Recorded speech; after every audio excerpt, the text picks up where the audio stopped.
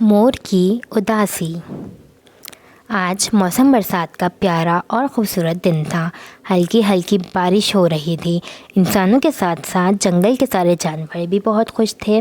ایک مور خوشی کے عالم میں اپنے رنگین اور خوبصورت پر پھیلائے جنگل میں ناچ رہا تھا۔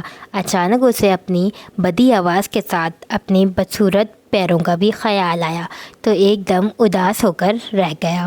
اس کا چہرہ زرد پڑ گیا اور آنکھوں میں آنسو بھر آئے۔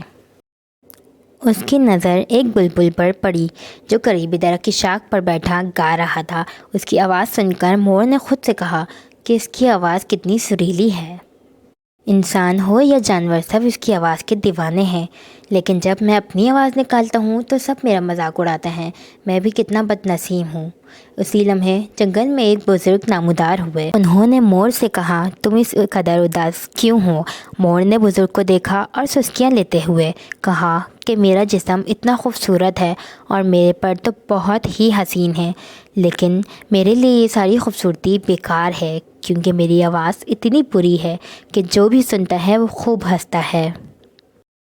بزرگ نے کہا کہ تم وہ واحد پرندے ہو جو اداس اور پریشان دکھائی دے رہے ہو۔ خدا نے اپنی مخلوق کو بے شمار نعمتوں سے نوازا ہے۔ تمہیں خوبصورتی اور حسن سے نوازا ہے، عقاب کو طاقت عطا کی ہے، بلبل کو میٹھی اور سریلی آواز دی ہے۔ اسی لیے تم اپنی خامیوں پر اداس نہ ہو بلکہ اپنی خامیوں کے ساتھ جینا سیکھو۔ اسی میں خوشی بھی ہے اور اطمینان بھی۔ مور بزرگ کی بات سن کر بہت شرمندہ ہوا اور اس نے کہا کہ آپ ٹھیک کہتے ہیں، ہمیں ہر حال میں اللہ کا شکر ادا کرنا چاہیے۔ میں اللہ کی احسان مند ہوں کہ اللہ نے مجھے خوبصورت پر عطا کیے۔ اس دن کے بعد سے مور نے اداس رہنا چھوڑ دیا اور بہت خوش رہنا لگا۔